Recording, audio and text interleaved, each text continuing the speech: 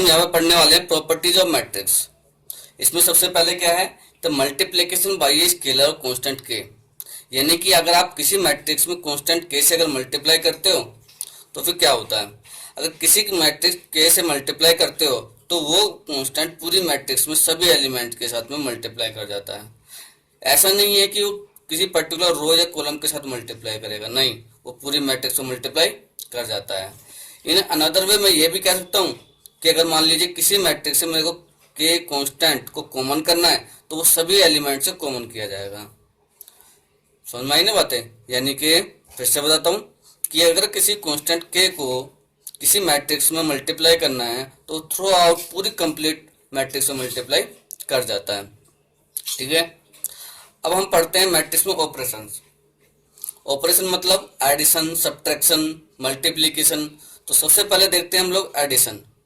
तो उसकी कुछ कम्यूटेटिव लॉ हम पढ़ लेते हैं। जैसे कम्यूटेटिव लॉ तो a plus B equal to B plus है, यानी कि ये कम्यूटेटिव लॉ को फॉलो करता है।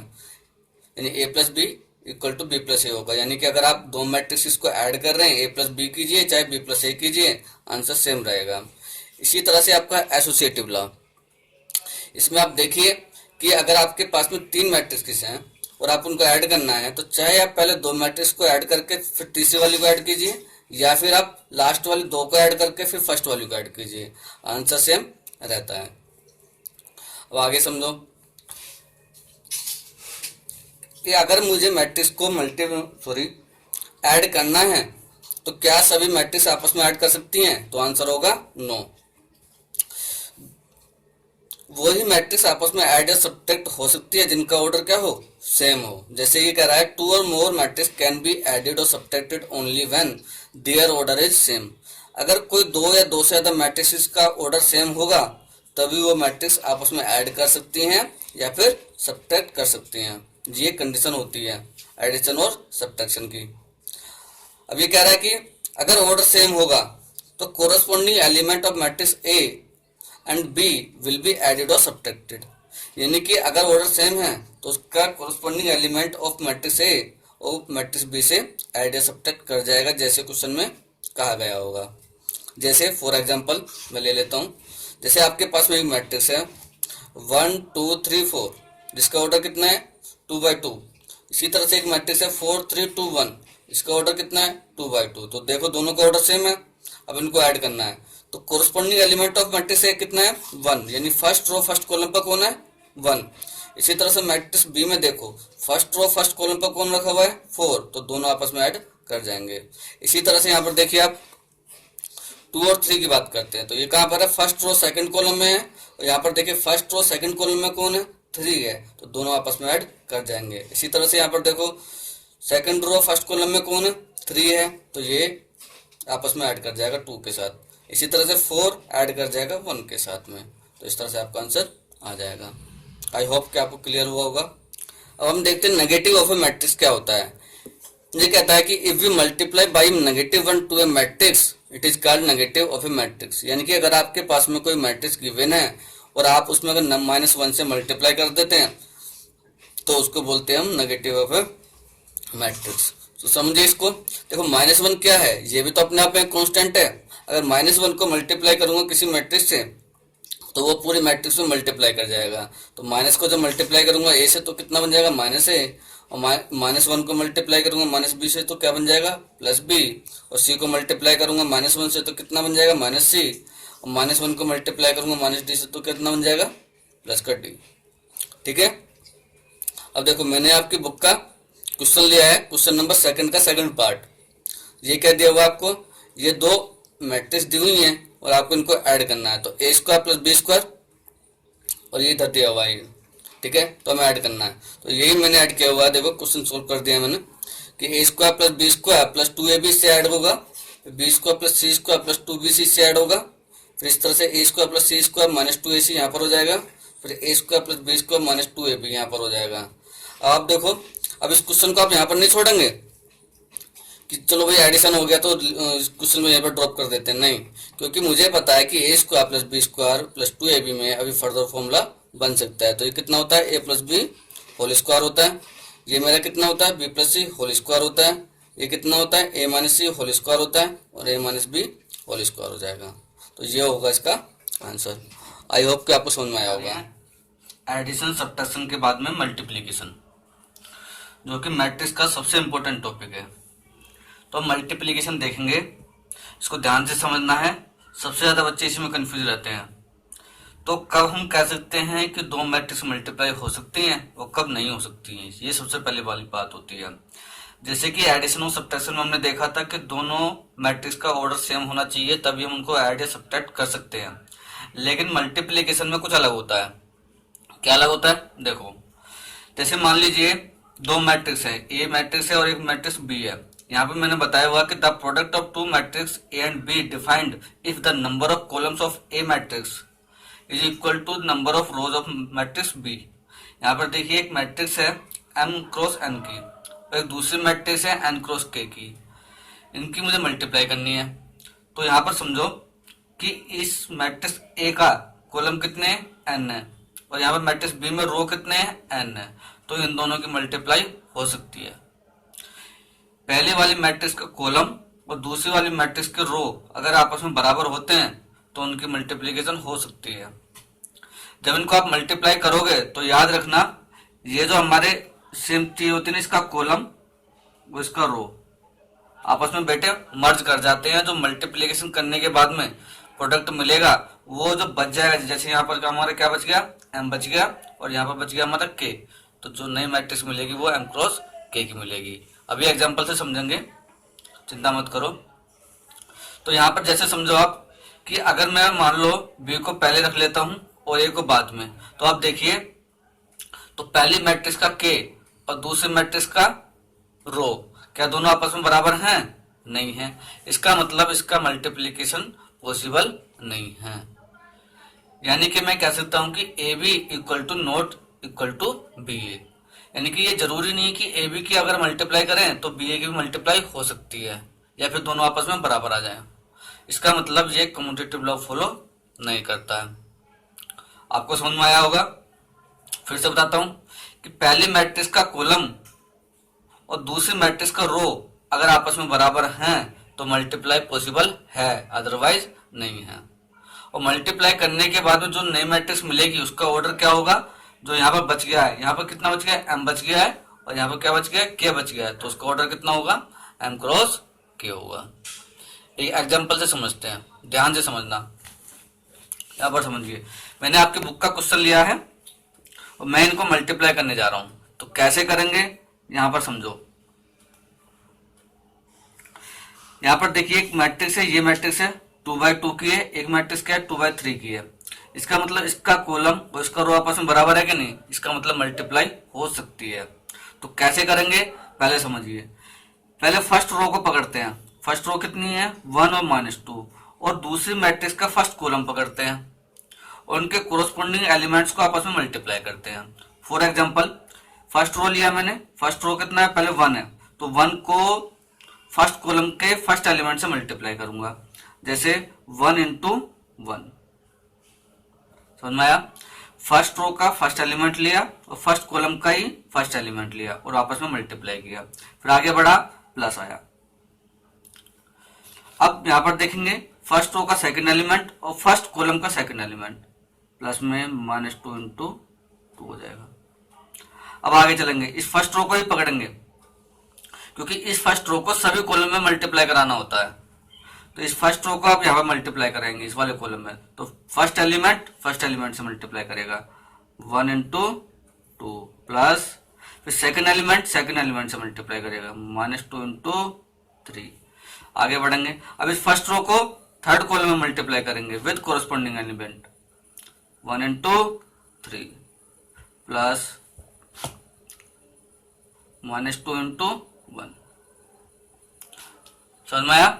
अब देखिए आप, अब जब फिर करेंगे सेकंड रो को, सेकंड रो के लिए फिर आप नीचे आ जाओ, सेकंड रो में आ जाओ। सेकंड रो के लिए बिल्कुल सेम प्रोसीजर रहेगा। सेकंड रो पकड़ो और फर्स्ट कॉलम में उसको मल्टीप्लाई करो विद कोरस्पोंडिंग एलिमेंट। तो 2 की मल्टीप्लाई करेंगे, देखो ऐसे चलते हैं और ऐसे चलते हैं, फिर ऐसे चलते हैं, फिर ऐसे चलते हैं, ऐसे चलते हैं और ऐसे चलते हैं।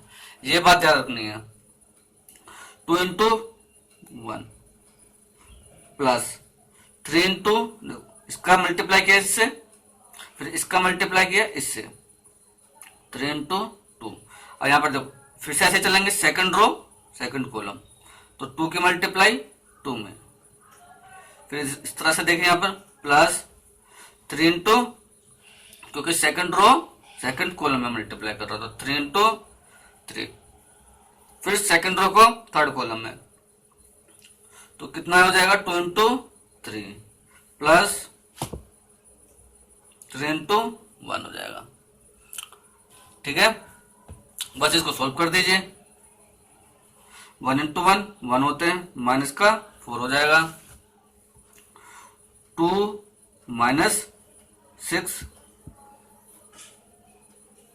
3 minus 2, 2 plus 6, 4 plus 9, 6 plus 3,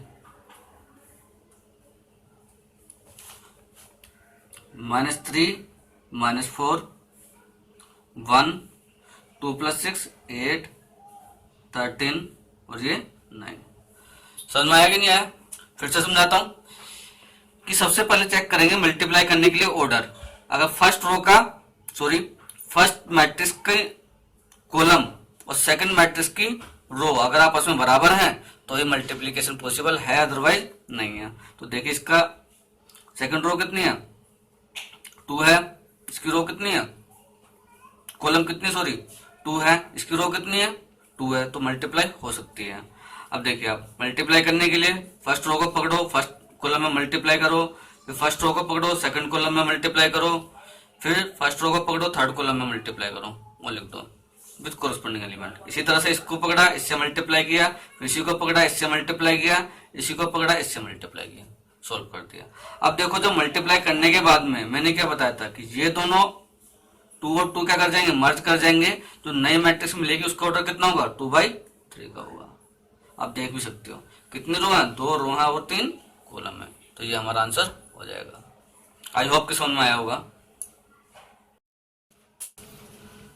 hello students, तो एक और क्वेश्चन देख लेते हैं। आपकी बुक का क्वेश्चन नंबर 17 है।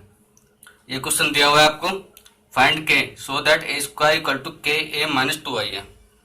तो देखो कैसे करेंगे, ए स्क्वायर का मतलब क्या होता है ए इंटू ए, यानी कि ए की मल्टीप्लाई करनी है ए से ही। तो देखो मैंने क्वेश्चन सोल्व किया हुआ, समझाता हूँ आपको। लेंथी क्वेश्चन है इसलिए मैंने पहले सोल्व कर दिया, क्योंकि वीडियो की लेंथ बहुत ज्यादा हो जाएगी नहीं तो देखिए आप इसको लिखा मैट्रिक्स ए को, इसी मैट्रिक्स ए को लिख लिया इनटू में। अब देखो इसका ऑर्डर कितना है 2/2 का, इसका भी ऑर्डर कितना है 2/2 का, इसका मतलब मल्टीप्लीकेशन हो सकती है। तो देखिए आप मल्टीप्लाई करेंगे तो कितना हो जाएगा, पहले फर्स्ट रो की मल्टीप्लाई फर्स्ट कॉलम में करेंगे, 3 3 जा 9, फिर -2 की मल्टीप्लाई करेंगे 4 में तो कितना हो जाएगा -8। फिर यहाँ पर देखिए फर्स्ट रो की मल्टीप्लाई सेकंड कॉलम में, तो 3 की मल्टीप्लाई -2 में -6 हो जाएगा, -2 की मल्टीप्लाई -2 में तो कितना हो जाएगा +4 हो जाएगा। फिर इसी तरह से सेकंड रो की मल्टीप्लाई फर्स्ट कॉलम में, 4 की मल्टीप्लाई 3 में 12 हो जाएगा, 4 की मल्टीप्लाई -2 की मल्टीप्लाई 4 में होगी तो कितना हो जाएगा -8 हो जाएगा। क्योंकि कोरस्पोंडिंग एलिमेंट करना है, यानी फर्स्ट एलिमेंट को फर्स्ट एलिमेंट के साथ, सेकंड एलिमेंट को सेकंड एलिमेंट के साथ। इसी तरह से यहाँ पर इसकी मल्टीप्लाई कीजिए, 4 इंटू -2 -8 एंड -2 इंटू -2 +4। तो देखिए आप इसको सोल्व कर दीजिए, ये आ गया मेरा 9 -8 1 -6 +4 -2 12 -8 4 -8 +4 -4। इक्वेशन में पुट कर दो इस वैल्यू को। ये मेरे पास इक्वेशन थी, ये रही, मैंने यहाँ पे इसको पुट कर दिया। पुट करने के बाद देखो के की मल्टीप्लाई अंदर कर दी तो सारे में होगी मल्टीप्लाई। मैंने बताया कि कांस्टेंट की मल्टीप्लाई पूरी मैट्रिक्स में होती है, तो इसमें अंदर मल्टीप्लाई कर दिया, फिर 2 की मल्टीप्लाई सारे में कर दी इधर। यहाँ पर नेक्स्ट स्टेप में देखिए आप, अब 3 के, अब देखो माइनस करना है तो दोनों का ऑर्डर सेम है कि नहीं, इसका मतलब ये सब्ट्रैक्ट हो सकते हैं। तो 3 के -2 के हो जाएगा, इसी तरह से 4 के -0 4 के हो जाएगा, -2 के -2 ये आ गया। अब इनको क्या करो कंपेयर कर दो, किसी को कंपेयर कर सकते हो, जैसे मैंने फर्स्ट एलिमेंट को किया है 3 के -2 इक्वल टू 1 हो जाएगा। तो यहाँ से सोल्व कर लीजिए, के इक्वल टू 1 हो जाएगा। और आप देखिए इसकी वैल्यू आप कहीं से भी निकाल सकते हैं कि अगर इसको कंपेयर इसके साथ करूंगा तो कितना हो जाएगा, -2 इक्वल टू -2k। ठीक है बच्चे, तो भी के की वैल्यू कितनी आ जाएगी, 1 ही आएगी। यानी कि आप जैसा मर्जी कीजिए, के की वैल्यू चेंज नहीं होती है। आई होप समझ में आया होगा। देखिए मैंने एक और क्वेश्चन लिया आपकी बुक का, क्वेश्चन नंबर 13 है, इसको हम लोग सोल्व करने जा रहे हैं। क्वेश्चन की बिना कह रहा है कि so that F X into F Y equal to F X plus Y. तो क्या मतलब है इसका, अब देखिए आप देखिए एफ एक्स गिवन है, तो एफ वाई का मतलब क्या है कि जहां जहां पर एक्स है वहां पर वाई आ जाएगा। देखो कोस एक्स था तो कोस वाई हो जाएगा, माइनस साइन एक्स था तो माइनस साइन वाई हो जाएगा, ये साइन वाई हो जाएगा, ये भी कोस वाई हो जाएगा। ठीक है, अब इसकी लेफ्ट हैंड साइड लेकर के चलते हैं हम लोग, F X into F Y. तो लेफ्ट हैंड साइड मैंने लिख ली। अब देखो मैं मल्टीप्लाई करके दिखाता हूँ आप लोगों की फिर से। ठीक है, तो कोस एक्स इस रो की मल्टीप्लाई करेंगे पहले फर्स्ट कॉलम में। देखिए इसका भी ऑर्डर कितना है, 2/2 का है, इसका ऑर्डर कितना है, 2/2 का है, इसका सॉरी 3/3 का है, ये भी 3/3 है। इसका मतलब मल्टीप्लाई हो सकती है। सबसे पहले यही चेक करते हैं ऑर्डर।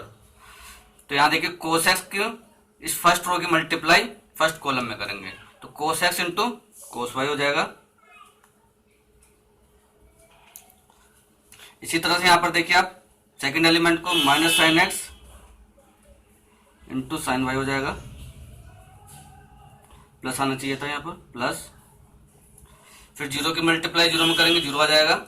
फिर इसी तरह से यहाँ पर करेंगे हम लोग, यहाँ पर समझो cos x sine Y, cos X यहाँ पर देखिए इसकी मल्टीप्लाई यहाँ पर करनी है, कोस एक्स माइनस का है तो बाहर ले लिया, माइनस में साइन वाई। फिर यहाँ पर देखिए माइनस साइन एक्स, यहाँ पर इसका माइनस का साइन ही आएगा, minus sine x cos Y. ठीक है, और फिर जीरो की मल्टीप्लाई जीरो में करेंगे, जीरो आ जाएगा। फिर इसकी मल्टीप्लाई देखिए जीरो में करेंगे, जीरो आ जाएगा, ये भी जीरो हो जाएगा, और जीरो की 1 में करोगे तो ये भी जीरो हो जाएगा। ठीक है, तो ये हो गया। अब यहाँ पर देखो फिर से इसी तरह सेकंड की करते हैं, साइन एक्स सेकंड रो की मल्टीप्लाई फर्स्ट कॉलम में, साइन एक्स की मल्टीप्लाई कोस एक्स में, तो sine x cos y plus cos x sine y, plus zero की जीरो में करेंगे, जीरो हो जाएगा प्लस में। अब देखिए आप इसकी मल्टीप्लाई इस सेकंड रो की मल्टीप्लाई सेकंड कॉलम में, यहां पर देखो minus sine x sine y plus cos x cos y, और फिर यहाँ पर जीरो की मल्टीप्लाई 1 में करेंगे तो जीरो हो जाएगा। और इसी तरह से यहाँ पर देखिए आप जीरो की जीरो मल्टीप्लाई होगी तो जीरो हो जाएगा। फिर साइन एक्स की मल्टीप्लाई जीरो में, कोस एक्स की मल्टीप्लाई जीरो में, और फिर जीरो की मल्टीप्लाई 1 में, तो बच्चे जीरो हो जाएगा। फिर आगे देखिए अब आप इसी तरह से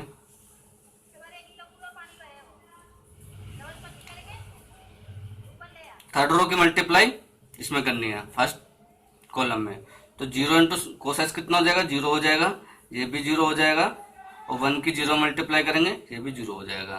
फिर इधर देखिए इस रो की मल्टीप्लाई इस कॉलम में करनी है, तो जीरो की multiply minus sine x sine Y में करूंगा तो जीरो हो जाएगा, ये भी प्लस जीरो हो जाएगा, ये भी जीरो हो जाएगा। फिर इसकी मल्टीप्लाई यहाँ पर करूंगा, इस जीरो में करूंगा तो जीरो प्लस जीरो और प्लस 1 हो जाएगा। समझ में आया? अब आगे चलते हैं। अब देखिए आप cos x cos y minus sine x, cos x लिख देता हूं पहले, प्लस की माइनस में मल्टीप्लाई होगी तो minus sine x sine y, ये हो जाएगा minus cos x sine, minus बाहर ले लेता हूं तो sine y plus sine x cos y, और ये जीरो। यहाँ पर देखिए आप sine x cos y plus cos x sine y, यहाँ पर देखिए आप इसको आगे लिख लेता हूँ, cos x cos y minus sine x sine y 0 0 0 1। ये हो गया क्या नहीं? अब आगे देखो, cos x cos y minus sine x sine y किसका फॉर्मूला होता है? आप जानते हैं, ट्रिग्नोमेट्री में पढ़ चुके हैं हम लोग, कोस एक्स प्लस वाई का। इसी तरह देखिए आप, cos x sine y plus sine x cos y किसका फॉर्मूला होता है? ये साइन एक्स प्लस वाई का। जीरो तो जीरो ही रहेगा। यहाँ पर sine x cos y plus cos x sine y किसका फॉर्मूला है? साइन एक्स प्लस वाई का फॉर्मूला है। Cos x cos y minus sine x sine y किसका फॉर्मूला है? Cos x plus y 0 0 0 1। अब आप देखिए क्वेश्चन में, देखिए जहां जहां पर एक्स था, जहां पर एक्स था एंगल में, उस इसमें देखिए वहां पर क्या आ गया? X plus Y. वहां पर क्या आ गया बच्चे? X plus Y. बाकी फॉर्मेट बिल्कुल सेम है, कोई अंतर नहीं है, सिर्फ क्या हुआ है? एंगल बदला है। इसका मतलब मैं कह सकता हूं कि ये क्या है? ये एफ एक्स प्लस वाई है। तो इसका मतलब मैंने F X into F Y equal to F of X plus Y prove कर दिया।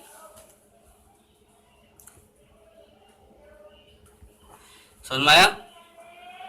ठीक है ना? इसको समझेंगे, बहुत इंपॉर्टेंट क्वेश्चन है, आपके बोर्ड में आया है कई बार।